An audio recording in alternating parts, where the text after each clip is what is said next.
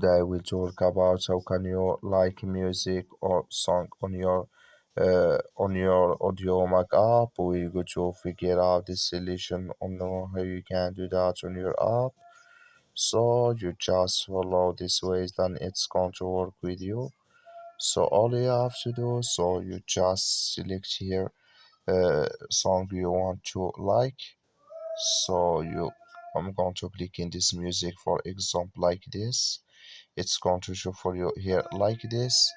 Click in this sign, then it's going to show for you like this. Click here in this sign.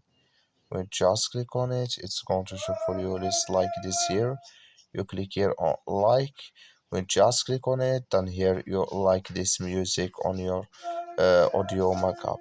So that's all you have to do. I wish you I get it. That's all. Thank you for watching. Don't forget to support us by liking and subscribe.